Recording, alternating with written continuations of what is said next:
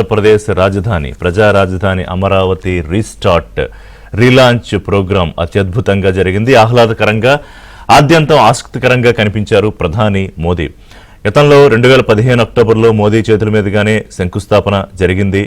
ఆ తర్వాత ప్రభుత్వం మారిన తర్వాత ఏమైందో మనం చూసాము. తిరిగి మళ్ళీ చంద్రబాబు నాయుడు వచ్చిన తర్వాత మరింత రెట్టించిన ఉత్సాహంతో అప్పటి అమరావతి ఇంకా టెక్నాలజీ యాడ్ అయ్యి ఇంకా ముందుకెళ్తోంది. ఈ మాట ప్రధాని మోదీయే చెప్పారు. చంద్రబాబు రాకతో కొన్ని గ్రహాలు తొలగిపోయాయి, అలాగే అమరావతి ఏ రంగాల్లో గొప్పగా వెళ్తోంది అని. అంటే ఇక్కడ ఎప్పటివరకు అమరావతి కేవలం ఆంధ్రప్రదేశ్ ప్రజల రాజధాని, ప్రపంచంలోనే అత్యుత్తమ నగరాల్లో ఒకటిగా ఉండాలి అనే దానికి నిన్న ప్రధాని మోదీ యాడ్ చేసిన కొన్ని అంశాలు చాలా ఆసక్తికరంగా ఉన్నాయి. వికసిత భారత్ సాధికారిక దిశలో ఆంధ్రప్రదేశ్ ఒక మోడల్ సిటీగా ఉంటుంది. అంటే ఆధునిక భారత్కు ఒక మోడల్గా అమరావతి ఉంటుందని ప్రధాని మోదీ ఆకాంక్షించారు. అది చాలా గొప్ప విషయం. అలాగే ఒక గ్రోత్ ఇంజిన్లా ఆధునిక భారత్కు ఒక మోడల్గా ఉంటుందనడంతో పాటుగా IT, AI, green energy, clean industry, విద్య, ఆరోగ్య రంగాల్లో కూడా దేశానికే మార్గదర్శకంగా ఉండబోతోంది అని. అలాగే చంద్రబాబు నాయుడు మాటల్లో ప్రధాని మోదీని ఆయన ప్రస్తుతం దేశాన్ని నడిపిస్తున్న తీరును గొప్పగా చెప్పారు. అలాగే ఉప ముఖ్యమంత్రి పవన్ కళ్యాణ్, మరో మంత్రి లోకేష్ వారిని కూడా అదే రీతిలో అభినందించారు. కొన్ని పొగడ్తలు కూడా కురిపించారు ప్రధాని మోదీ. ముఖ్యంగా ఐటీ విషయానికి వస్తే నేనేదో ఇవాళ బాగా చేస్తున్నానని చంద్రబాబు అంటున్నారు. ఒక రహస్యం చెప్తాను. నేను ఎప్పుడూ గుజరాత్ ముఖ్యమంత్రి అయిన కొత్తల్లో అప్పటికే ముఖ్యమంత్రిగా ఉన్న చంద్రబాబు నాయుడు ఆయన అభివృద్ధి ప్రణాళిక, ముఖ్యంగా ఐటీ రంగంలో ఆయన దూసుకెళ్తున్న తీరు అధికారులు పెట్టి మరీ అబ్జర్వ్ చేయించేవాడిని. అప్పుడు నేర్చుకుందే ఇప్పుడు నేను ఉపయోగిస్తున్నానని చెప్పి కూడా ఆయన ఒక చలోకి తీశారు. అది వాస్తవం కూడా. ఎందుకంటే 95లోనే చంద్రబాబు నాయుడు ముఖ్యమంత్రి అయ్యారు, 2001లో మోదీ ముఖ్యమంత్రి అయ్యారు గుజరాత్కి. ఒక రకంగా చూసుకుంటే అందరికన్నా సీనియర్ మోస్ట్ పొలిటీషియన్ చంద్రబాబు నాయుడే. అప్పట్లో ఎన్డీఏ కన్వీనర్గా కూడా ఉన్నారు. అంటే వీళ్ళందరికీ ఒక రకంగా హెడ్, ఎన్డీఏలో ఉన్న వాళ్ళందరికీ కూడా. సో ఇంకా చాలా అంశాలు మాట్లాడుతూ 5 ఏళ్ల విధ్వంసాన్ని దాటుకుని మళ్లీ రాజధాని పనులు పునఃప్రారంభించుకోవడం రాష్ట్ర చరిత్రలో నిలిచిపోతుందని చంద్రబాబు నాయుడు అన్నారు. ఎందుకని? ఇప్పుడు నిన్న ఆహ్వానానికి గౌరవంగా మాజీ ముఖ్యమంత్రి కదా అని జగన్మోహన్ రెడ్డికి ఆహ్వానం పంపారు. ఇప్పుడే కాదు, మీకు గుర్తుంటే గతంలో అమరావతి ప్రారంభోత్సవానికి ప్రధానమంత్రి వస్తున్న సందర్భంలో కూడా అప్పటి ప్రతిపక్ష నాయకుడిగా ఉన్న జగన్మోహన్ రెడ్డికి ఆహ్వానం పంపారు ముఖ్యమంత్రి. స్వయంగా మంత్రులు వెళ్లారు. సరే, ఆయన అందుబాటులో లేకపోతే ఆహ్వానం ఇచ్చేసి వచ్చారు. అప్పుడు కూడా ఆయన రాలేదు.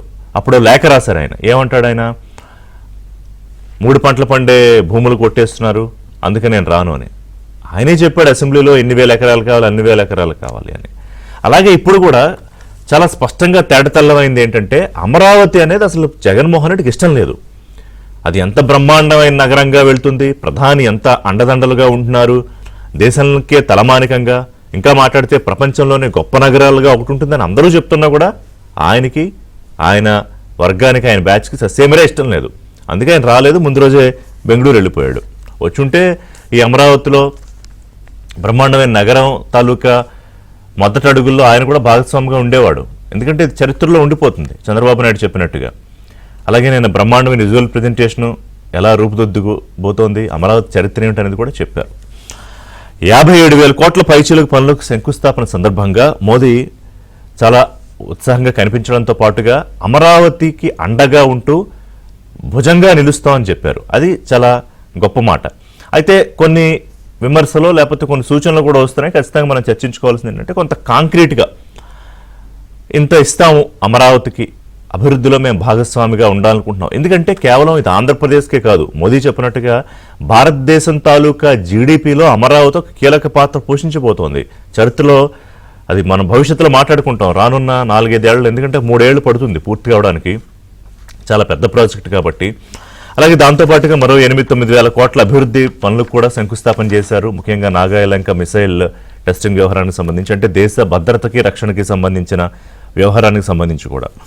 అలాగే కూటమిలో ఇప్పటికే కలతలు సృష్టించాలని జగన్మోహన్ రెడ్డి ప్రయత్నం చేయడం అనేది మనకి ఎక్కడ కనిపిస్తోందంటే, ఈ అమరావతి ప్రారంభోత్సవానికి కొద్ది రోజుల ముందు చూస్తే నాయకులు మాట్లాడకపోయినా కూడా వారి పత్రికల్లో కొన్ని వార్తలు వస్తున్నాయి. అంటే అమరావతి మీద విషం కక్కే కార్యక్రమం. అసలు అమరావతి ఎవరి కోసం, ఇది ఎవరి అక్షయ పాత్ర అంటే ఇష్టం లేకపోతే కామ్గా ఉండొచ్చు, కానీ రాష్ట్ర ప్రజలు ఇక్కడ ఒక విషయం, ముఖ్య విషయం గుర్తుపెట్టుకోవాలి. నేను వాళ్ళు చెప్పదలుచుకుంది ఏంటంటే అమరావతి ఏదో బిల్డింగ్లో లేకపోతే టెక్నాలజీయో ఏఐయో మిషన్ లెర్నింగో కాదు. ఆంధ్రప్రదేశ్ ప్రజల తాలూకా ఆత్మ అమరావతి.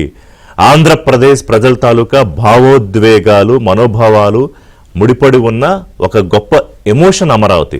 మరి దీన్ని అర్థం చేసుకోలేకపోతే ఎలాగా?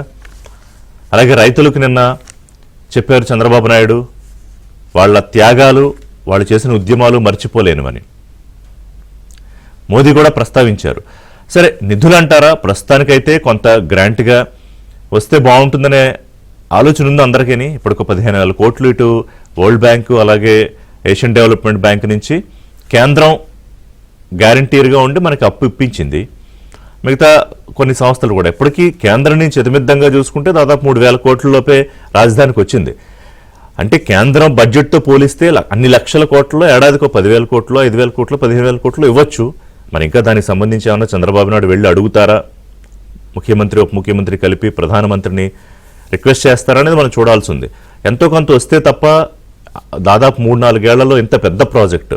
అలాగే నేను చాలా సందర్భాల్లో మీకు చెప్తాను, చంద్రబాబు ఛాలెంజ్ పర్యాయ పదాలని. అదే మాట నిన్న మోడీ కూడా చెప్పారు. అంటే అతిపెద్ద ప్రాజెక్టులు, అంటే హయ్యర్ స్కేల్ ఉన్న ప్రాజెక్టులు తీసుకుని దాన్ని సక్సెస్ఫుల్గా ఇంప్లిమెంట్ చేసి ఫినిష్ చేయడంలో చంద్రబాబు నాయుడుకు ప్రత్యేకత ఉంది. నేను ఇది అతను మొదటి నుంచి, ఆయన ముఖ్యమంత్రి అయినప్పటి నుంచి గమనిస్తున్నానని కూడా మోదీ చెప్పుకొచ్చారు. సో ఇవాళ దేశంలో, ప్రపంచంలోనే ఒక ప్రఖ్యాతి చెందిన ప్రధానిగా మోదీ ఉన్నారు. 3వ స్థానంలోకి దేశాన్ని తీసుకెళ్లబోతున్నారు ఆర్థిక రంగంలో. అలాగే విజనరీ లీడర్గా ఉన్న చంద్రబాబు నాయుడు 4వ సారి ముఖ్యమంత్రిగా ఉన్నారు. 25 ఏళ్ల పాటు రాజకీయం చేస్తాను ఎవరు ఎదురొచ్చినా కూడా అని ప్రతిపక్ష ఓటు చీలిపోకుండా కూటమిని ప్రధానంగా భాగస్వామిగా ఉన్న కూటమిలో ఉన్న పవన్ కళ్యాణ్ ఉన్నారు. యూత్కి ఒక ఇన్స్పిరేషను, ఆస్పిరేషనల్ లీడర్గా ఉన్న లోకేష్ ఉన్నారు. సో వీళ్ళందరూ భాగస్వామ్యంతో ఖచ్చితంగా అమరావతి అనుకున్న విధంగా రూపుదిద్దుకుంటుందన్నలో ఎటువంటి డౌటు లేదు. కానీ నిధుల విషయంలో కూడా మనం మాట్లాడుకోవాలి. ఎందుకంటే ఇది చాలా పెద్ద ప్రాజెక్టు. ఇందులో కార్పొరేట్లు కలిసి రావాలి, ప్రజలు కలిసి రావాలి, ఎన్ఆర్ఐలు కలిసి రావాలి. అలాగే రాజకీయంగా ఉండే ఆత్మగౌరవ ప్రతీక, అభివృద్ధి వికేంద్రీకరణే లక్ష్యంగా రూపుదిద్దుకోబోతోన్న రాజధాని అమరావతి నగరానికి సంబంధించి చర్చలోకి ఇవాళ మనతో పాల్గొనడానికి ఆలపాటి రాజేంద్ర ప్రసాద్ గారు, మాజీ మంత్రి, తెలుగుదేశం పార్టీ ఎమ్మెల్సీ, తులసిరెడ్డి గారు, మాజీ ఎంపీ, కాంగ్రెస్ పార్టీ సీనియర్ నాయకులు, యామిని శర్మ గారు, బీజేపీ అధికార ప్రతినిధి. అందరికీ నమస్కారం అండి. తులసిరెడ్డి గారు, సో ఆత్మగౌరవ ప్రతీక ఆంధ్రప్రదేశ్ ప్రజల రాజధాని, సరే అది గతంలో సెప్టెంబర్ 2015 వారు శంకుస్థాపన చేశారు. ఆ తర్వాత కొంత నిర్మాణాలు పూర్తవడం, ప్రభుత్వం మారడం, జగన్మోహన్ రెడ్డి, ఇవన్నీ మనం చూసినవే, అందరూ ప్రత్యక్ష సాక్షులమే. తిరిగి మళ్ళీ relaunch of capital of Andhra Pradesh Amaravati మీద మీ అభిప్రాయం ఏమిటి? ప్రధాని అన్నారు ఇది మనం చెయ్యాలి, మనమే చెయ్యాలి, అలాగే ఇది కేవలం రాష్ట్రానికే కాదు వికసిత భారత్లో ప్రధాన భాగంగా కూడా అమరావతి ఉండబోతోంది అని. ఋషి గారు, ఓ సినిమా పాట జ్ఞాపకం వస్తుంది. ఆ అంటే అమలాపురం అని. ఇక్కడ ఆ అంటే అబద్ధాలు, ఆ అంటే అతిశయోక్తులు, ఆ అంటే అప్పులు, ఆ అంటే ఆడంబరాలు, ఈ జ్ఞాపకం వస్తున్నాయి. ఎందుకు ఒక అంటే అమరావతి అని కూడా చెప్పలేదు మీరు? అదే అమరావతి పునర్నిర్మాణ సందర్భంగా వచ్చినటువన్నీ. నిన్న అబద్ధాలు తీసుకున్నాం. ఇక్కడ ప్రధానమంత్రి గారు ఏమన్నారు? నేను 2015లో శంకుస్థాపన చేశాను. ఈ 10 ఏళ్లలో అమరావతికి అన్ని రకాలుగా సంపూర్ణ మద్దతు ఇచ్చాం. ఈ 10 ఏళ్లలో అమరావతికి అన్ని రకాలుగా సంపూర్ణ మద్దతు ఇచ్చాడంట. సంపూర్ణ మద్దతు ఇచ్చింటే రెండోసారి శంకుస్థాపన చేయాల్సిన అవసరం ఎందుకు వచ్చింది? తర్వాత ఆ రోజు శంకుస్థాపన చేసినటువంటి ఆ యొక్క శిలాఫలకం ఏమైనా ఉందా కనీసం ఉత్తరాయణపాలెం దగ్గర? అది కూడా లేదు. కాబట్టి ఇది బొంకరా పొలిగా అంటే టంగుటూరి మిరియాలు తాటికాయంత అన్నట్టుంది. ఇవి పచ్చి అబద్ధాలు చెప్పడం జరిగింది భారత ప్రధాని. ఇక రెండవది అతిశయోక్తి. ఏమన్నారు? దేశాభివృద్ధికి ఏపీని ఇంజిన్ గా చేస్తాం, అమరావతి ఒక శక్తి. ఇదే మాటలు 2015 అక్టోబర్ 22న విజయదశమి నాడు భారత పార్లమెంటు మట్టి యమునా నది నీటిని తెచ్చి ప్రజా సమక్షంలో ఆ రోజు కూడా చెప్పాడు, బ్రహ్మాండంగా వచ్చేసి ఢిల్లీని తలదన్నే విధంగా అమరావతి రాజు నిర్మిస్తామని చెప్పేసి ఆ రోజు చెప్పారు. ఏమైంది 10 ఏళ్లలో? మళ్ళీ అదే పరిస్థితి. ఢిల్లీని తలదన్నే విధంగా చేస్తామని చెప్పారు.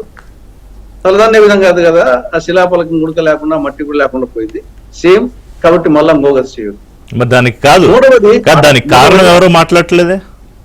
కారణం వచ్చేసి మోడీ గారు, చంద్రబాబు నాయుడు గారు, జగన్ గారు, ముగ్గురు కారణం. ఆయన 2014 నుండి రాష్ట్ర విభజన నిర్ణయాలు ఉంటే, కొత్త రాష్ట్రం నిర్ణయాలు ఉంటే ఉండేది ప్రధానమంత్రిగా ఆయన కేంద్రంలో.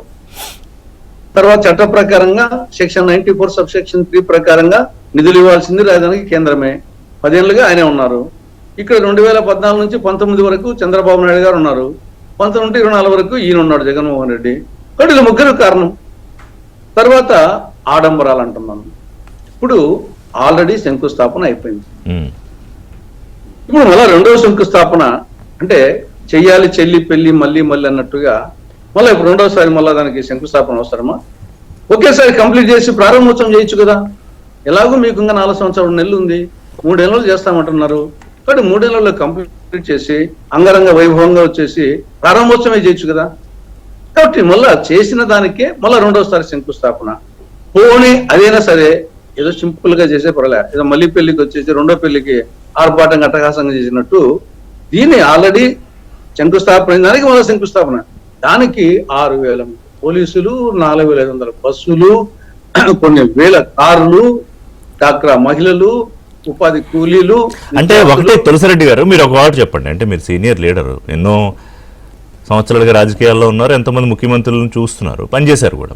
ఇప్పుడు రాజధాని అమరావతి ఆంధ్రప్రదేశ్ ప్రజలు తమది అనుకుని భూములు ఇచ్చి ఆంధ్రప్రదేశ్ అభివృద్ధిలో భాగం కావాలనుకుంటే జగన్మోహన్ రెడ్డి వచ్చి అసలు దాన్ని మరి ఎడారని, శ్మశానమని, అక్కడ ఎందుకు పనికిరాదని, నీళ్ళు వస్తే మునిగిపోతుందని అన్ని చేసిన తర్వాత, అంటే ఆల్మోస్ట్ దాన్ని చంపేసిన తర్వాత ఇది మరి పునర్జన్మ కాదా? ఇక్కడ జగన్మోహన్ రెడ్డి వచ్చింది 2019 మేలో వచ్చాడు. కానీ 2014 నుంచి 2019 మే వరకు ఎవరు ఉన్నది? ముఖ్యమంత్రి చంద్రబాబు నాయుడు గారు కదా.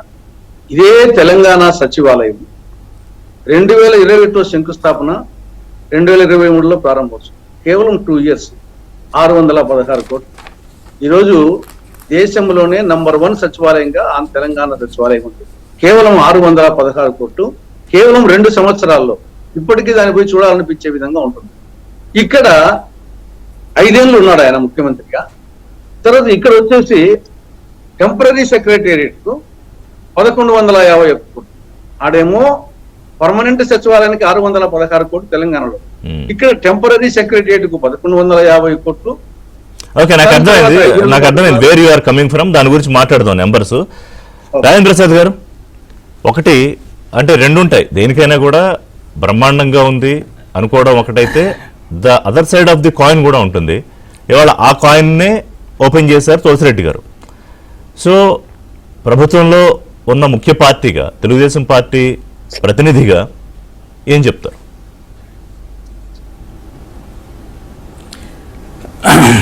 నమస్కారం ఋషి గారు, అదేవిధంగా ప్రేక్షకులు కూడా నా హృదయపూర్వకమైనటువంటి శుభోదయం. పెద్దలు తులసిరెడ్డి గారు అమరావతి కావాలని అనుకుంటున్నారని నేను అనుకుంటున్నాను. ఈ సందర్భంలో ఆయన ఆ గురించి చెప్పేటప్పుడు బోడిగుండికిను మోకాలకి ముడేయటానికి ప్రయత్నించారని చెప్పి అనుకుంటున్నాను. ఎందుకంటే తెలంగాణలో సెక్రటేరియట్ గురించి మాట్లాడటానికి, ఒక భవనం గురించి మాట్లాడటానికి ఎగ్జాంపుల్ తీసుకోవడం అనేది చాలా విచిత్రం. ఎందుకంటే ఆయనకు అపారమైనటువంటి అనుభవం కలిగినటువంటి వ్యక్తి. వారు అట్లా మాట్లాడినందుకు నేను వేరేగా అనుకోవట్లేదు, కానీ ఎందుకంటే వారి పార్టీ కోణంలో వారు మాట్లాడాలి కాబట్టి మాట్లాడారని నేను అనుకుంటున్నాను.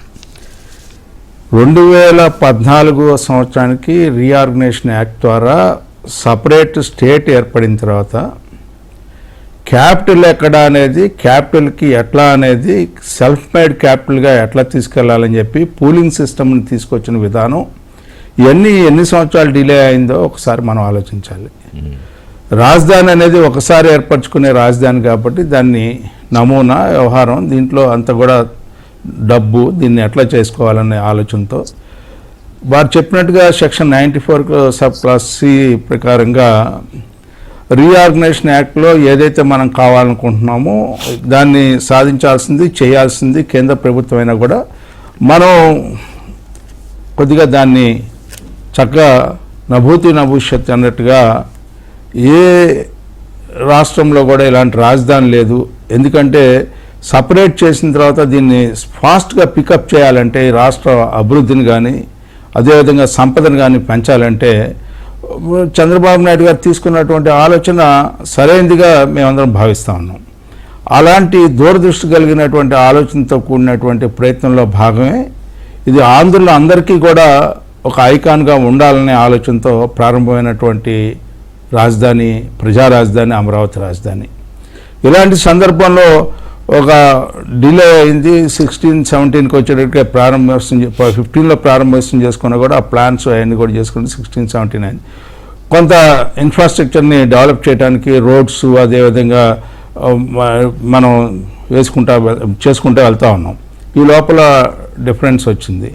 అక్కడి నుంచి మళ్ళీ ఫైనాన్షియల్ కన్స్ట్రైంట్స్ లాస్ట్ ఇయర్ అంతా కూడా అవటం, తర్వాత జరిగిన అంశం మనందరికీ తెలిసిందే.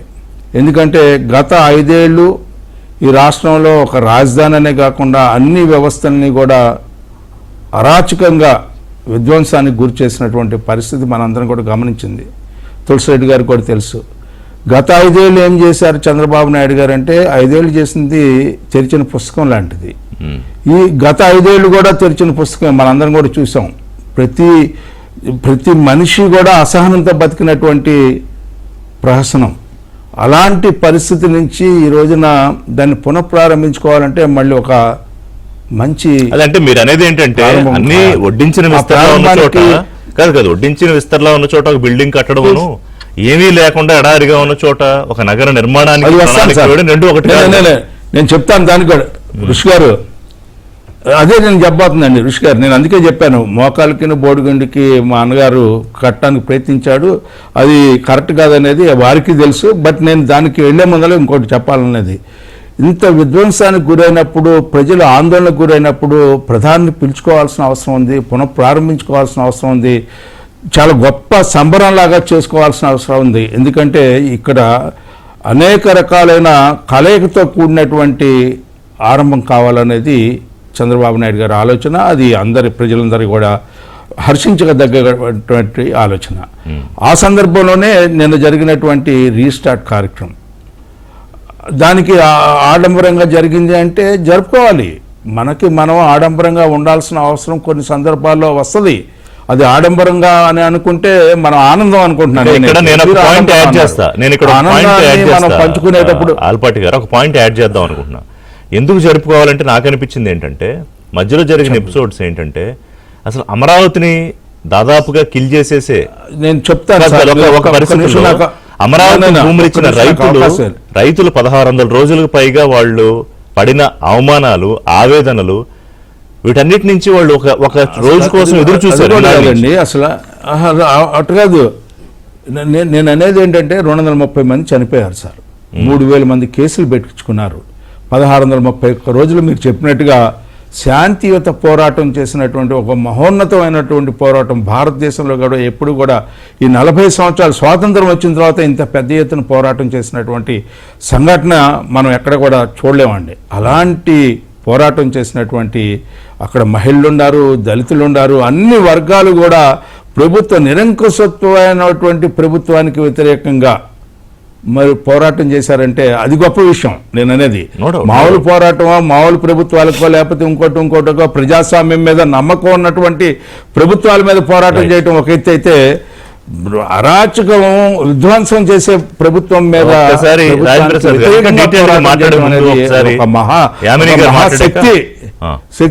శక్తి ఈ రోజు. రైట్ యామిని గారు, ఆధునిక ఆంధ్రప్రదేశ్ ముఖ్యంగా ఇక్కడ మాట్లాడిన పదాలు ఏంటంటే, మోదీ గారు వాడిన పదాలు శక్తితో పోల్చారు. మనం శక్తితో దేన్ని పోలుస్తాం? అమ్మవారు. ఆయన విజయవాడ అమ్మవారి గురించి మాట్లాడారు, అలాగే ఒక శక్తితో పోల్చారు. సరే, ఆడంబరంగా చేసుకోవాలా, సింపుల్గా చేసుకోవాలా, పనులన్నీ చేశాక మొదలు పెట్టచ్చా, మా తులసిరెడ్డి గారు చెప్పారు. సో దాన్ని ఏం తప్పట్ను. తులసిరెడ్డి గారులో 2 తులసిరెడ్డి గారిని చూస్తున్నాను నేను రోజు. మామూలుగా తులసిరెడ్డి గారు, కాంగ్రెస్ పార్టీ తులసిరెడ్డి గారు. సో ఇవాళ ఆయన కాంగ్రెస్ పార్టీ తులసిరెడ్డి గారు లాగే మాట్లాడారు. తప్పేం పట్టట్ల. యామిని గారు. శ్రీమాత్రే నమః. వందే మాతరం అండి. ముందుగా మీరు అడిగిన ప్రశ్న కంటే ముందు తులసిరెడ్డి గారితో నేను 10 సంవత్సరాల నుంచి డిబేట్లలో పాల్గొంటున్నాను. వారు కాకుండా ఇంకొక కాంగ్రెస్ నాయకులు ఎవరైనా సరే ఆ మాటలు మాట్లాడని ఉంటే నా రియాక్షన్ నిజంగా వేరుగుండేదేమో. బట్ విత్ డ్యూ రెస్పెక్ట్, మీరు అన్నట్టు తులసిరెడ్డి గారి ఆలోచన మనకు తెలుసు కాబట్టి, అయినప్పటికీ ఒకటి చెప్తున్నాను. హైదరాబాద్ లో అంటే అక్కడ పుట్టి పెరిగి చూసినటువంటి దాన్ని ఆయన హైదరాబాద్ అని కోట్ చేశారు కాబట్టి, అది ఏ విధంగా అంటే ప్రభుత్వాలు తీసుకొచ్చి ఇప్పుడు మనం చూస్తున్నటువంటి హైదరాబాద్ అనేది ప్రభుత్వాలు ఏర్పాటు చేసినటువంటిది కాదు. సెల్ఫ్ సస్టైనబుల్ గా అంటే ఒక ఫేస్ నుంచి ఇప్పటి వరకు ఎదిగింది అది. అలానే అమరావతికి వచ్చేటప్పటికి వారు ప్రధానమంత్రి గారిని చాలా అన్నారు. ఇక్కడ నేను ఒకటే సూటిగా మాట్లాడుతున్నానండి. 2 రాష్ట్రాలని ఎన్నో దశాబ్దాలు కలిసి ఉన్నటువంటి 2 రాష్ట్రాలని రాత్రికి రాత్రి పార్లమెంట్ తలుపులు వేసి మరి అన్యాయంగా విభజించినటువంటి కాంగ్రెస్ కి ఈ రోజున ఆంధ్రప్రదేశ్ రాష్ట్రం గురించి మాట్లాడే నైతిక హక్కు ఏమాత్రం లేదు. Point number 1. రెండోది, వారు ఇదే కాంగ్రెస్ పార్టీ జగన్మోహన్ రెడ్డి 5 సంవత్సరాలు అమరావతి బ్రహ్మరావతి అని ఆయన ప్రతిపక్షంలో ఉన్నప్పుడేమో ఇన్ని వేల ఎకరాలు కాదు అన్ని వేల ఎకరాలు కావాలన్న వ్యక్తి అధికారంలోకి రాగానే బ్రహ్మరావతి అని మహిళల పైన కొట్టించడాలు, కేసులు పెట్టించడాల దగ్గర నుంచి రాష్ట్రాన్ని 3 ముక్కల్లాగా అదేమంటే అభివృద్ధి వికేంద్రీకరణ అని నానా రకాలుగా ఉన్న అమరావతిని జీవం మొత్తాన్ని నాశనం చేసినప్పుడు ఈ కాంగ్రెస్ ఏం మాట్లాడలేదు. కానీ ఈ రోజున మళ్ళీ ప్రధానమంత్రి గారు వచ్చి ఏం మాట్లాడారండి? ఈ రోజు ప్రధానమంత్రి దేనికి వచ్చారు, లేదా ముఖ్యమంత్రి గారు ఎందుకు పిలిపించారని అంటే, ఈ రాష్ట్ర ప్రజలకి అమరావతి అద్భుతమైనటువంటి ఒక రాజధాని నగరంగా ఎదగబోతోంది అని చెప్పడం తప్ప, అలా చెప్తే కాంగ్రెస్ వాళ్ళకి కంటగింపుగా ఉందా? వీళ్ళకి కానీ వైసీపీ వాళ్ళకి కానీ ఏ రాష్ట్రానికి రాజధాని ఉండాలని చెప్పని వీళ్ళు అనుకోవట్లేదా? లేదా ఈ రాష్ట్రం బాగుపడాలి అని చెప్పని వీళ్ళకి నచ్చదా? ఇటువంటి రుచించవా? కోడిగుడ్డు పైన ఈకలు పీకేటటువంటి వ్యవహార ధోరణితో వీళ్ళు ఉన్నారు. అయినప్పటికీ ప్రజలు కూడా వీళ్ళ మాటలు పట్టించుకునే పరిస్థితిలో లేరు. కానీ నిన్న జరిగినటువంటి సంఘటన ఏదైతే మనకంటే అమరావతి పునర్నిర్మాణం 2015 అన్నారు. ఇందాక పెద్దలు ఆల్రెడీ చెప్పారు. అసలు ల్యాండ్ పూలింగ్ జరగడానికి 3 సంవత్సరాల పైన పట్టింది. ఆ తర్వాత ఎన్జిటి పర్మిషన్స్ తీసుకోవడానికి, ఆ తర్వాత ఈలోపు ప్రభుత్వం మారింది. ఇతర కారణాలు కూడా ఉన్నాయి. ఈ 5 సంవత్సరాలు గడిచిన 5 సంవత్సరాల్లో గనక వాళ్ళు దాన్ని కొనసాగించి ఉంటే గనక ఈ రోజున అమరావతి దాదాపు ఒక మంచి ఫేస్ లో ఉండుండేది, ఒక దశలో ఉండేది. కానీ అలా జరగలేదు కదా. ఇప్పుడైనా సరే ఇప్పుడు ఏం జరుగుతుంది? అమరావతి రాజధాని అంటే కేవలం ఒక సెక్రటేరియట్ బిల్డింగ్ కట్టేసి 600 కోట్లతో కట్టేశాము, 2 సంవత్సరాల్లో అయిపోయిందా 2 నెలల్లో అయిపోయిందని కాదు కదండి. దానికి కావాల్సినటువంటి ఒక 50 ఏళ్ళు 100 సంవత్సరాలు ఫ్యూచరిస్టిక్ ఆలోచనతో ఇప్పుడు అండర్ గ్రౌండ్ కేబుల్ దగ్గర నుంచి రోడ్లు కానివ్వండి, లేదంటే ఇన్ఫ్రాస్ట్రక్చర్ సంస్థలు ఇటువంటివన్నీ మళ్ళీ పునర్నిర్మించుకోవడం కోసం అని చెప్పని ఇటు కూటమి ప్రభుత్వం అటు కేంద్ర ప్రభుత్వం సహాయ సహకారాలు చేసుకుంటూ ముందుకెళ్తున్నాయి. ఎట్ ద సేమ్ టైం మేమేమి జగన్మోహన్ రెడ్డి లాగా ఈ రాష్ట్రాన్ని అంటే ఇటు విశాఖ వైపు వెళ్తే ఉత్తరాంధ్రని దోచుకోవడము, లేదంటే ఋషికొండని పగలగొట్టేసి దాన్ని పూర్తిగా పిలిపి చేసి వదిలేయడము, లేదా ఇటు రాయలసీమ అయితే గనక ఇంకా దారుణంగా దాన్ని నాశనం చేయడం ఏం చేయాలని ఆలోచన చేయట్లేదే. ఇప్పటికీ కూడా ఇటు అమరావతి రాజధాని నిర్మాణంతో పాటు ఇటు ఉత్తరాంధ్ర చూడండి మీరు, ఇప్పటికే మనకి 1,85,000 కోట్లు, మొన్న నరేంద్ర మోదీ గారు వచ్చినప్పుడు 2 లక్షల కోట్ల ప్రాజెక్టులకి శంకుస్థాపన చేశారు. అంటే అక్కడ మనకి భోగాపురం ఇంటర్నేషనల్ ఎయిర్పోర్ట్ మళ్ళీ రీస్టార్ట్ అయింది. 1,85,000 కోట్లతో అక్కడ వస్తున్నాయి. ఇంకా రిఫైనరీలు వస్తున్నాయి. ఇటు రాయలసీమ చూడండి, ఏరోస్పేస్ ఉంది, డిఫెన్స్ ఉంది. ఇలా ప్రతి జిల్లా కూడా నిజమైనటువంటి అభివృద్ధి వికేంద్రీకరణ చేయాలని మేము ఆ లక్ష్యంతో వెళ్తున్నాం. దీంట్లో తప్పేంటి? ఇందులో ఆర్భాటం ఏంటి? గాయపడినటువంటి 5 కోట్ల ఆంధ్రప్రదేశ్ ప్రజలకి ఒక భరోసాని ఇవ్వడం తప్ప దీన్ని ఆడంబరం అని అంటారా?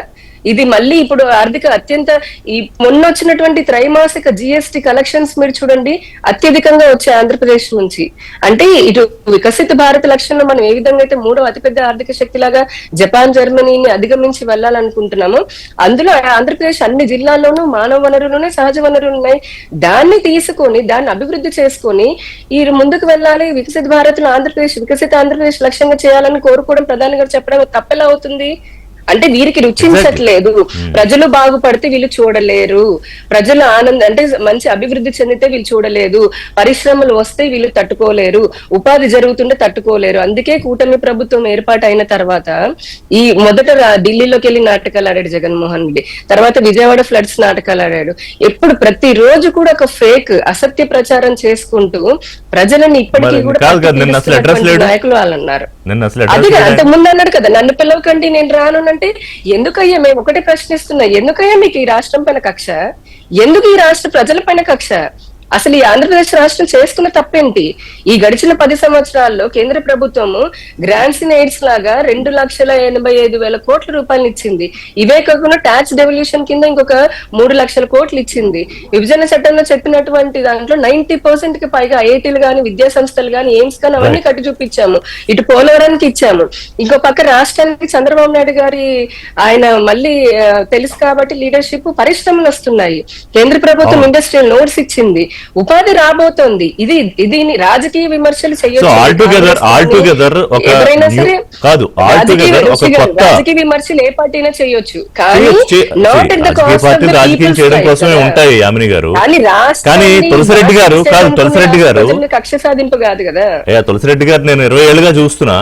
సో తులసిరెడ్డి గారు బహుశా ఇప్పుడు జాతీయ స్థాయిలో మోదీ మీద ఉన్న వ్యతిరేకతను బహుశా ఆంధ్రప్రదేశ్కి ఏమన్నా పట్టుకు రిస్టార్ట్ కార్యక్రమం గురించి మాట్లాడుకుంటూ ఉన్నాము. అంటే చంద్రబాబు ఏ ప్రాజెక్ట్ తీసుకున్నా, ఎంత పెద్ద స్కేల్ ప్రాజెక్ట్ తీసుకున్నా కూడా దాన్ని ఎగ్జిక్యూషన్ పూర్తి చేయడంలో సమర్థులని మోదీ అన్నారు. అందులో సందేహం లేదు. అనేక గతంలో ప్రాజెక్ట్స్ మనకి నిరూపితం అయ్యాయి తులసిరెడ్డి గారు. అలాగే అతిపెద్ద ప్రాజెక్టు అమరావతి. సరే, దీని మీద పార్టీ పరంగా భిన్నాభిప్రాయం ఉండొచ్చు, కానీ ఖచ్చితంగా ఆంధ్రప్రదేశ్కి ఒక క్యాపిటల్ కావాలి. అది ఏ స్థాయిలో ఉండాలి ఏమిటి అనేది ప్రభుత్వాలు ఆల్రెడీ తీసుకున్న నిర్ణయం, ప్రజల నుంచి దానికి ఇప్పటికే మద్దతు వచ్చింది. అయితే బహుశా మీరు ఈ పాయింట్ అంటే మోదీ ఎంత ఇస్తున్నారు అంటే, నాకున్న ప్రశ్నలే బహుశా మీకు చెప్తున్నా. మోదీ కేంద్రం నుంచి సపోర్ట్తో పాటు ఆంధ్రప్రదేశ్ రాజధాని నిర్మాణం కోసం ఎంత ఇస్తున్నారు అంటే, గతంలో 1,560 కోట్లు, గుంటూరు ఈ అండర్లైన్ వాటి కోసం, కేబుల్స్ కోసం ఒక 1000 కోట్లు, అది కాకుండా అప్పులు ఇప్పిస్తున్నారు 15,000 కోట్లు ఒకసారి, ఇప్పటికీ కొంత వచ్చింది. హడ్కో నుంచి 11,000 కోట్లు. ఇవి తిరిగి చెల్లించాలి. కానీ తిరిగి చెల్లించే అవసరం లేకుండా, అవకాశం లేకుండా కేంద్రం నుంచి రాష్ట్రానికి వచ్చే సహకారం మనం చర్చించాల్సింది. పాయింట్ నెంబర్ 2, ఇప్పటికే రాష్ట్రానికి రావాల్సిన నిధులు, పెండింగ్ నిధులు, విభజన హామీల్లో ఇంకా మనకి రావాల్సినవి. బహుశా దీని మీద మాట్లాడుకుంటే బెటరా తులసిరెడ్డి గారు? అంటే మీరు ఇది మాట్లాడి నేను నిర్దేశించట్లా. ఖచ్చితంగా ఇప్పుడు మీరు చెప్పినట్లు ఆంధ్రప్రదేశ్ పునర్వ్యవస్థీకరణ చట్టంలో సెక్షన్ 94 సబ్సెక్షన్ 3 చాలా స్పష్టంగా the central government shall provide special financial support for the creation of essential facilities in the new capital of the successor state of Andhra Pradesh, including Raj Bhavan, High Court, Government Secretariat, Legislative Assembly, Legislative Council, and such other essential infrastructure. ఇంత స్పష్టంగా వచ్చేసి Andhra Pradesh progress సిస్టంలో section 94 sub section 3 కింద ఉంది. But ఇది మొత్తం వచ్చేసి రాజధానికి సంబంధించి ఎవ్రీథింగ్ ఇప్పుడు చెప్పినట్టన్ని కూడా కేంద్ర ప్రభుత్వం నిధులతో చేయాలి. ఆ ప్రకారంగా నిన్న శంకుస్థాపన చేసినట్టు 2 రకాలు, రాజధానికి సంబంధించినటువంటి ఒక రకము, ఇంకో రకము. నేను రాజధానికి సంబంధించి మాత్రమే 49,040 కోట్లతో శంకుస్థాపన చేశాను. అంతకుముందు 2014-19 మధ్య రాష్ట్ర ప్రభుత్వము 5,000 కోట్లు ఖర్చు పెట్టింది. కాబట్టి ఇప్పుడు నిన్న శంకుస్థాపన చేసినట్టు ప్లస్ అది కలుపుకుంటే 54,040 కోట్లు. దీంట్లో కేంద్ర ప్రభుత్వం ఇచ్చింది 2,500 కోట్లు. 1,500 రాజధానికి, 1,000 కోట్లు వచ్చేసి 1,500 కోట్లు, 1,000 కోట్లు వచ్చేసి గుంటూరు డ్రైనేజ్ కి, 2,500 కోట్లు. మరి 54,040 కోట్లలో 2,500 కోట్లు తీసిస్తే 51,540 కోట్లు దానికి గ్రాంట్ గా ప్రకటించింటే డెఫినెట్ గా వచ్చేసి మనం ఈరోజు మోడీ గారిని అభినందించాలా. ఆయన వచ్చేసి ఏ విధంగా పోయినా తప్పు లేదు. కానీ అది లేకుండా ఇవ్వాల్సింది కొండంతా, ఇచ్చింది గోరంతా. కాబట్టి డెఫినెట్ గా వచ్చేసి బాధాకరం కదా. ఇప్పుడు చిన్నపిల్లలు ఏడ్చేటప్పుడు పెద్దోళ్ళు చేస్తారు, చక్కెలి గింతలు పెడతా అంటారు, అరచే తీసుకొని ఇది ఆబో అనుకో, ఇది నెయ్యి అనుకో, ఇది పప్పు అనుకో అని చెప్పి చక్కెలి గింతలు పెడతారు. ఆ విధంగా డబ్బేమి ఇవ్వకుండా ఆడ అన్నం పెట్టింది లేదు, నెయ్యి వేసింది లేదు, పప్పు వేసింది లేదు, అనుకో అనుకో అనుకో అని చెప్పేసి ఆ ఇచ్చింది 2,500 కోట్లు. కానీ ఇప్పుడు నేను శంకుస్థాపన చేసింది 49,40 కోట్లు. బట్ ఇప్పుడు ఆ విధంగా రాష్ట్రానికి వచ్చేసి మాటలు చెప్తున్నారు, వచ్చేసి ఇది దేశానికి ఇంజిన్, ఇది శక్తి అని చెప్తున్నారు. వచ్చేసి చంద్రబాబు నాయుడు గారు చాలా సాంకేతికంగా టెక్నాలజీ ముందు డబ్బు ఇచ్చేసి గ్రాంట్ గా ఇచ్చేసి ఎన్ని మాట్లాడితే దానికి అర్థం ఉంటుంది. కానీ డబ్బులు ఇచ్చి ఎన్ని పొగిడిన తర్వాత ముందు ఓన్లీ పొగడ్తలే మిగిలిపోతున్నాయినా? అంతే కదా, ఇప్పుడు స్పష్టంగా తెలుస్తుంది కదా చట్టం ఏం చెప్తుంది. మనం వచ్చేసి చట్టంలో లేకుండా అడగడం లేదు. తర్వాత 11 సంవత్సరాలుగా మీరే ఉన్నారు. వేరే వాళ్ళు నిన్నగాక మొన్న వచ్చింటే సరే ఆయన నిన్నగాక మొన్న వచ్చాడు అనుకోవచ్చు, కంటిన్యూస్ గా మీరే ఉన్నారు. కాబట్టి ఇవన్నీ ఒట్టి మాటలు కట్టి పెట్టి గట్టి మీద తలపెట్టబోయిన గురజాడ సూక్తిని ఆచరిస్తే ఇప్పుడు కూడా ఆలపాటి గారు, సో మోదీ అభినవ గురజాడగా మారి ఆంధ్రప్రదేశ్, ఎందుకంటే అమరావతి పోలవరం రాష్ట్ర సమగ్రాభివృద్ధిలో భాగం అవుతానన్నారు, గొప్ప మాట చెప్పారు. అయితే సత్వర కార్యాచరణ ప్రారంభం కావాలి, వేగం కూడా పెంచాలన్నారు. మరి వేగం పెంచడానికి చంద్రబాబు నాయుడు రెడీ. అందరికన్నా దేశంలో స్పీడ్గా పనిచేసే ముఖ్యమంత్రి ఆయనకి వయసుతో సంబంధం లేదు, టైంతో సంబంధం లేదు. కానీ మనకు కావాల్సిన ఫ్లూయిడ్ కావాలి. మరి ఆ లిక్విడ్గా ఎక్కడి నుంచి వస్తుంది? తప్పకుండా అండి.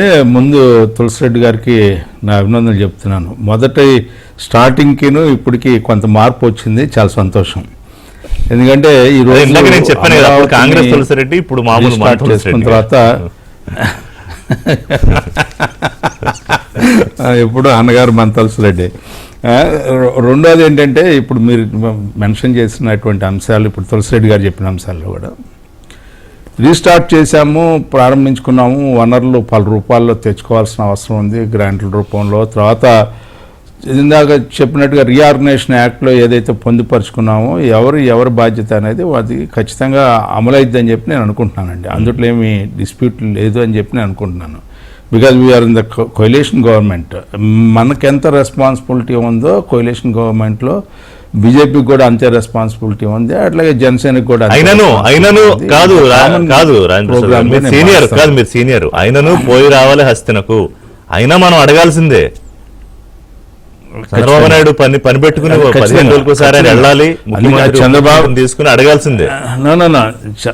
చంద్రబాబు నాయుడు గారు అన్ని జిల్లాల అభివృద్ధితో పాటు పోలవరం, అమరావతి అనేది ఆయనకి రెండు కళ్ళు లాంటి. ఖచ్చితంగా దీన్ని అన్ని రూపాల్లో వనరులు ఎక్కడెక్కడి నుంచి తెచ్చుకోవాలి, ఏ రకంగా తెచ్చుకోవాలి, అప్పులు తక్కువ వచ్చి గ్రాంట్లు ఎక్కువ వచ్చేలాగానే, అదేవిధంగా అన్నమాట నిలబెట్టుకునేలాగా కేంద్రం కూడా ఈ రోజున భుజం కలిపి చేస్తానని చెప్పడమే కాకుండా, అంటే ఇక్కడ బహిరంగంగా అనౌన్స్ చేయాలా కొన్ని అంశాలు అంటే ఒకటే అండి, ఇంటర్నల్గా అన్నీ కూడా మాట్లాడుకుంటారు, ఖచ్చితంగా అమలు చేస్తారు, చెప్పేటప్పుడు చెప్పుకుంటారని చెప్పి నా అభిప్రాయం. ఇక్కడ ఏంటంటే చాలా స్పష్టంగా ప్రతిదానికి ఒక స్టేట్మెంట్ లాగా రావాలి అనేది కాకుండా కామన్గా ఈ రోజున మోడీ గారి యొక్క ప్రసంగం మొదటి నుంచి ఆశాంతం మనం గమనించినట్లయితే ఎవ్రీ ఆస్పెక్ట్లో భారతదేశానికి ఇది తలమానికం కాబోతా ఉంది. నేను భుజం కలిపి నడుస్తాను, అవును కలిసి నడుస్తాము, కలిసి సాధిస్తాము అని చెప్పిన మాటల్ని మనం గమనించినట్లయితే అది మాటలకే పరిమిత అయింది అని నేను అనుకోవట్లేదండి. ఈసారి ఖచ్చితంగా దీన్ని అమలు చేసే దాంట్లో 3 yearsలో మనం కంప్లీట్ చేస్తున్నాం కాబట్టి 3 yearsలో what is going to be happen అనేది మనం విల్ సీ. డెఫినెట్గా మనం చూస్తాము, ఖచ్చితంగా మనం సాధిస్తామని చెప్పి నా నమ్మకం అండి. మనం ఏంటంటే కొన్ని మనం నమూనాల్లో కూడా మనం కొంత ఎడిషనల్గా మనం చేసుకుంటా ఉన్నాం. మినిమమ్ ఏ రకంగా మనం సాధించాలి, దాన్ని ఎడిషనల్గా మనం ఏ రకంగా యాడ్ చేసుకోవాలి, ఎట్లా యాడ్ చేసుకొని మంచి రాజధానిని ఏ రకంగా నిర్మించుకోవాలనేది మనం అది ఖచ్చితంగా సాధించగలం. ఆంధ్రప్రదేశ్ అధునాతన శక్తిగా అభివర్ణించారు. అలాగే దేశ జీడిపిలో కూడా కీలకంగా మారుతుంది. ఎందుకంటే ఇవాళ కేవలం ఆంధ్రప్రదేశ్ అనేది ఏదో ప్రజా రాజధానిగా ఏపీకి మాత్రమే పరిమితం కావట్లేదు. నాకు నిన్న ప్రధాని అలాగే ముఖ్యమంత్రి చంద్రబాబు నాయుడు గారి మాటల్లో చూస్తే this is beyond that. So ఆ బియాండ్ దట్ అవ్వాలంటే మీ పాత్ర, అంటే ముఖ్యంగా పెద్దన్నగా ఉన్న ప్రధాని మోదీ పాత్ర ఏ రకంగా కొద్ది కాలంలోనే దేశం మొత్తం ఆంధ్రప్రదేశ్ వైపు, అమరావతి వైపు ఎందుకు తిరిగి చూస్తుందంటే దేశంలోనే అత్యంత పెద్దదైన అత్యాధునిక క్వాంటమ్ కంప్యూటర్ ఇక్కడ క్వాంటమ్ వ్యాలీ టెక్ పార్క్లో ఏర్పాటు చేయడానికి సన్నాహాలు జరుగుతున్నాయి. అలాగే అతిపెద్ద ఏఐ సంస్థలు ఇప్పటికే చర్చల్లో ఉన్నాయి. గూగుల్ తన ఏఐ సెంటర్ని ఆంధ్రప్రదేశ్లో పెట్టడానికి ఇప్పటికే చంద్రబాబు నాయుడుతో చర్చలు ప్రారంభించింది. మెషిన్ లెర్నింగ్కి సంబంధించి ఢిల్లీలో కానీ ముంబైలో కానీ లేని స్థాయిలో ఆంధ్రప్రదేశ్ అమరావతిలో అతిపెద్ద సెంటర్ ఏర్పాటు చేయడానికి కంపెనీలతో చర్చలు జరుగుతున్నాయి. ఇవన్నీ కళ్ల ముందు వాస్తవ రూపానికి వచ్చేటప్పటికీ అందరూ ఆశ్చర్యపోతారు. అంటే చంద్రబాబు నాయుడు తాలూకా విజన్ ఎలా ఉంటుందని చెప్పడానికి నేను కొన్ని ఎగ్జాంపుల్స్ చెప్పా. ఇది ప్రధానమంత్రికి తెలుసు. యామిని గారు, గ్రహాలు పోయాయి చంద్రబాబు నాయుడు రాకతో అన్నారు. ఆ గ్రహాలు ఏంటో అందరికీ తెలుసు. చంద్రబాబు నాయుడు రావడంతో గ్రహాలు పోయాయని చెప్పారు. ఇంకో పాయింట్ నేను ఫినిష్ చేస్తా. ఒక నిమిషం యామిని గారు.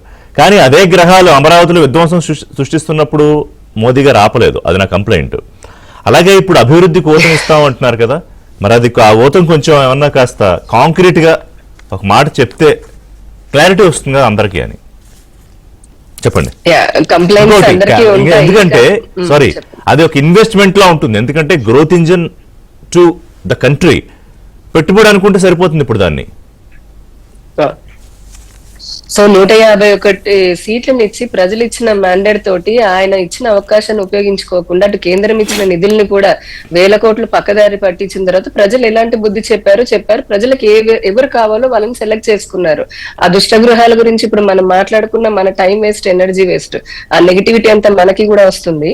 ఎట్ ద సేమ్ టైం అమరావతికి సంబంధించి ఇంకొకటి ఏంటంటే ఆల్రెడీ 2,500 కోట్లు కాకుండా మొత్తానికి 4,500 కోట్లతో పాటు ఇప్పుడు బేసిక్ గా ఇందాక చెప్పినట్టుగా ఏవైతే సెక్రటేరియట్ బిల్డింగ్స్ అని ఇట్లా కొన్ని ఎసెన్షియల్ క్యాపిటల్ కి సంబంధించి రిలేటెడ్ బిల్డింగ్స్ ఏవైతే ఉంటాయో వాటిలతో పాటు మెయిన్ గా road and rail connectivity infrastructure పరంగా కేంద్ర ప్రభుత్వం తన 100% ఫ్రమ్ ద డే 100% ఇచ్చింది, ఇస్తుంది కూడా. అందుకే అమరావతి మెట్రో రైల్ కి 2,900 కోట్లు కానివ్వండి, ఇప్పుడు అమరావతి అనంతపూర్ కి నేషనల్ హైవే కానివ్వండి, ఇటువంటివన్నీ కూడా జరుగుతూనే ఉన్నాయి. అట్లానే ప్రజలు అందుకే కదా చంద్రబాబు నాయుడు గారికి సంపూర్ణమైనటువంటి విశ్వాసం ఉంది. ఇప్పుడు ఆంధ్రులందరికీ కూడా విశ్వాసం ఏముందంటే అటు ఎన్డీఏ ప్రభుత్వం, ఇటు కూటమి ప్రభుత్వం ఈ రెండు కూడా మా కళలు అన్నింటినీ నెరవేరుస్తారన్న భరోసా వాళ్ళకి ఉంది. అది మేము ఇస్తున్నాము. అందులో మళ్ళీ మనం కన్ఫ్యూజ్ అయ్యి వాళ్ళని కూడా కన్ఫ్యూజ్ చేయాల్సిన అవసరం లేదు. ఇప్పుడు నరేంద్ర మోదీ గారు కానీ కేంద్ర ప్రభుత్వం కానీ ఆంధ్రప్రదేశ్ పైన చిత్తశుద్ధి లేకపోతే గడిచిన 10 సంవత్సరాలు 1,25,000 కోట్లు పెట్టి నేషనల్ హైవేలు ఎందుకు కడతారు? 88,000 కోట్లు పెట్టి రైల్వే ప్రాజెక్ట్స్ ఎందుకు వేస్తారు? ఇదే కాంగ్రెస్ ని అడుగుతున్నాను. వాళ్ళు కేంద్రంలో పాలనలో ఉన్నప్పుడు ఎన్నో రాష్ట్రాలను విడగొట్టారు. వాళ్ళు ఒక్కొక్కరు విడగొట్టిన రాష్ట్రానికి ఎన్ని వేల కోట్లు, ఎన్ని లక్షల కోట్లు ఇచ్చారు? ఇవన్నీ కాదు. అదే ఎంతసేపటికి బురద జల్లాలని చెప్పని వాళ్ళు చేసే ప్రయత్నాన్ని పక్కన పెట్టి మీరు అన్నట్టుగా ఇప్పుడు క్వాంటమ్, నిన్న చంద్రబాబు నాయుడు గారు ఏమన్నారు, వాజ్పేయి గారు ఉన్నప్పుడు నేను ఐటీని అక్కడ డెవలప్ చేశాను, ఇప్పుడు మోదీ గారి హయాంలో ఇప్పుడు క్వాంటమ్ సిటీ లాగా భారతదేశం ఎదగబోతోంది. ఎలాగైతే అమెరికాలో సిలికాన్ వ్యాలీ ఉందో అట్లానే ఒక క్వాంటమ్ వ్యాలీని మన విశాఖపట్నం తీసుకురావాలి అని చెప్పిన ఆయనకు. అంటే ఇటువంటివి ఇప్పుడు క్వాంటమ్ వ్యాలీ అలాంటివి సామాన్య ప్రజలకు అర్థం కాకపోవచ్చు, కానీ ఈ రోజున ఇప్పటికీ ఏ విధంగా అయితే సైబరాబాద్ లో ఉన్నటువంటి వాళ్ళు ప్రపంచ వ్యాప్తంగా ఉండి తెలుగువారు అన్ని దేశాల్లో ఉద్యోగాలు చేసుకుంటూ ఉన్నారు, అటువంటి ఇంకొక సెకండ్ రెవల్యూషన్ అనేది ఇటువంటి వాటి వల్ల వస్తాయి. అది రావడానికి అంటే ఒక విజన్ ఉండాలి. పైనుంచి మేము మద్దతునిస్తూనే ఉన్నాము. దానికి సంబంధించిన ఎకో సిస్టమ్స్ కానీ ఎఫ్డిఐల రూపంలో కానీ అన్నిటికీ అక్కడి నుంచి. అంటే ఒకటి యామిని గారు, జనరల్ గా ఇప్పుడు వినిపిస్తోంది, అందరూ చెప్పేది ఏంటంటే ఇప్పుడు సపోజ్ దేశ బడ్జెట్ ఒక 40-50 లక్షల కోట్లు ఉంటుంది ఏడాదికి. అందులో ఆంధ్రప్రదేశ్ కి ఎనీవే కమిట్మెంట్ ఉంది మీకు 10,000 కోట్లు ఏడాదికి. అంటే 5 ఏళ్ల 50,000 కోట్లు. నేనేది గ్రాంట్ గా అప్పు లేకుండా. మొన్న బడ్జెట్ లో మీరు చూస్తే ఋషి గారు, మొన్న కేంద్ర బడ్జెట్ చూస్తే ఎంటైర్ సెంట్రల్ బడ్జెట్ లో 4% అంటే 4% ఆఫ్ సెంట్రల్ బడ్జెట్ అన్ని అత్యధికంగా దగ్గర 55,000 కోట్ల రూపాయల పైగా ఒక్క బడ్జెట్ లో ఆంధ్రప్రదేశ్ కి కేటాయించడం జరిగింది. ఇక ఇందాక మీరు అంటున్నారు 10,000 కోట్లు అని చెప్పండి. ఇప్పుడు 10,000 కోట్లు అది గ్రాంట్ల రూపంలో ఇందాక చెప్పారు. 2 లక్షల నాది ఇదే ఫోన్ ఉంది కాబట్టి నేను జూమ్ లో ఇందులో ఉన్నా కాబట్టి మీకు ఇయర్ వైజ్ నేను ఇప్పుడు చెప్పలేను. కాకపోతే ఏంటంటే గ్రాంట్ ఖచ్చితంగా మనం దీనిపైన డిబేట్. నేను ఋషి గారు రిక్వెస్టింగ్ యూ, ఇదే కాంగ్రెస్ వాళ్ళతోటి మీరు నేను ఒక డిబేట్ చేయండి ప్లీజ్. ఇది రాష్ట్ర ప్రజలకి అందరికి అర్థం కావాలండి. ఎందుకంటే గడిచిన 10 సంవత్సరాల్లో ఇన్ని లక్షల కోట్ల రూపాయలు మేము ఇచ్చినా ఇంకా కూడా కొంతమంది బీజేపీ ఏం చేయలేదని అంటే మరి మేము చెప్పుకోవాలి కదా. చెప్పాలి అలాగే కాదు, మీరు చెప్పాలి. ఇంకోటి ఏంటంటే వాళ్ళు ఎన్డీఏ దేశంలోనూ రాష్ట్రంలోనూ మీరిద్దరు కూడా భాగస్వాములుగా ఉన్నారు. మళ్ళీ అఫ్ కోర్స్ అందుకనే మేము అంటున్నాం ఏమేంటంటే పని చెప్పడం కంటే మాటలు చెప్పడం కంటే చేతల్లోనే ఎక్కువ చూపిస్తాము. నిన్న కూడా మనం ఎన్నో ఇప్పుడు ఇన్ఫ్రా ప్రాజెక్ట్స్ దేనికి వస్తున్నాయండి? నేషనల్ హైవేస్ దేనికి? లోకల్ ఎంప్లాయ్మెంట్ పెరుగుతుంది, అక్కడ యాక్సెసిబిలిటీ పెరుగుతుంది, ట్రాన్స్పోర్టేషన్ పెరుగుతుంది, లాజిస్టిక్ సెక్టార్ పెరుగుతుంది, టూరిజం సెక్టార్ లో ఎంప్లాయ్మెంట్ వస్తుంది. ఇట్లా ఒకదానికొకటి అనుసంధానంగా ఉంటాయండి. ఈ రోజున ఒకటి ఋషి గారు, మీకు నాకు అందరికి కూడా గర్వకారణమే. ఆంధ్రప్రదేశ్ లో ఆంధ్ర ప్రజలు ఎవరైనా సరే సిటిజన్ ప్రపంచంలో ఏ దేశంలో అయినా సరే ఉండి ఏ రంగంలో అయినా ఉన్నాడు. ఎందుకనంటే మన రాష్ట్రానికి ఉన్నటువంటి అత్యధికమైనటువంటి మానవ సహజ వనరుల యొక్క గొప్పతనం అది. అటువంటి ఈ శక్తిని దాంతో పాటుగా సహజ వనరులతో పాటుగా చంద్రబాబు నాయుడు 95లో ముఖ్యమంత్రి 96లో అయిన తర్వాత వేసిన మొదటి అడుగులు, అసలు ఆ రాళ్లలోంచి మట్టిలోంచి ఇసుకల్లోంచి ఇంత పెద్ద ఐటీ నగరాలు నిర్మించవచ్చు అని ఇవాళ హైదరాబాద్ లో మనం చూస్తున్న సైబరాబాద్, మీరు అన్నట్టు ఇంటికి ఒక తెలుగువాడు అమెరికాలో ఉండడంలో ప్రధాన పాత్ర చంద్రబాబు నాయుడుది. ఇప్పుడు కూడా 3 సంవత్సరాలు నేను చెప్తున్నాను కదండి, 3 to 4 years లో ఆ రోజు విజన్ 2020 ఋషి గారు కాదండి, ఏ విధంగా అయితే కనుక ఇప్పుడు ఒక సైబరాబాద్ విజన్ 2020 డాక్యుమెంట్ ఆ రోజున దేశాలు చూస్తాయి. రాజేంద్ర ప్రసాద్ గారు ఆ రోజున విజన్ 2020 డాక్యుమెంట్ ప్రకటించినప్పుడు చాలా మంది ఆశ్చర్యపోయారు. ఫెడరల్ సిస్టంలో is it possible to implement vision 2020 అని. ఏంటి అసలు ఇట్లా చేయొచ్చా, చేయగలరా? ఏ రాష్ట్ర ముఖ్యమంత్రి కూడా అప్పటికి ఆ రకంగా ప్రకటించడం కానీ దాన్ని సాధించడం కానీ చేయలేదు. ఆ తర్వాత ఇట్ వాజ్ ప్రూవ్డ్. రైట్. అందుకనే ఏంటంటే ఒకటి రాజేంద్రప్రసాద్ గారు, చంద్రబాబు నాయుడు విజన్ లో ఎవరికి అనుమానం లేదు, కానీ మీరు కూడా అధినాయకుడికి ఒకసారి చెప్పాలి, డబ్బులు తీసుకురావడంలో కొంచెం వెళ్ళాలి, గట్టిగా కూర్చోవాలి. మన ప్రభుత్వమే అనుకున్నా కూడా సరిపోదు, మన ప్రభుత్వమే అనుకున్నా కూడా సరిపోదు, నిధులు తెచ్చుకోవాలి. ఎందుకంటే తులసిరెడ్డి గారు లాగా విజిల్ బ్లోయర్స్ కూడా రాష్ట్రానికి కావాలి. ఎందుకంటే ఆయన కూడా అడగాలి. తులసిరెడ్డి గారు మాట చెప్తే క్లోజ్ చేద్దాం. ఎస్ ఖచ్చితంగా మీరు అనుకున్నట్టుగా ఋషి గారు, చంద్రబాబు నాయుడు గారి యొక్క ఆలోచన ఎట్లా ఉంటుందో మీ అందరికీ తెలిసిందే. ఆయన ఖచ్చితంగా సాధించే దాంట్లో ఖచ్చితంగా సాధిస్తాడని చెప్పి నా నమ్మకం. ఆయన మొండితనం మీద నాకేమీ అనుమానం లేదు, కానీ అదే ఇందాక చెప్పాను కదా, డబ్బు. తులసిరెడ్డి గారు క్లోజ్ చేద్దాం. ఖచ్చితంగా విభజన చట్టంలో సెక్షన్ 94 సబ్సెక్షన్ 3 ప్రకారంగా కేంద్రం గ్రాంట్ ఇవ్వాలి. అది ఇస్తే చాలంతే. మిగతా వచ్చేసి ఎన్ని కూడుకున్నా పర్వాలేదు, ఏం చేసినా పర్వాలేదు. మోడీ గారు శుభవార్త చెప్తారా? ఒక 6-10 రోజుల్లో నాకు తెలిసి ముఖ్యమంత్రి ఒకసారి ఢిల్లీ వెళ్తారు, అప్పుడు ఏమన్నా ఒక వార్త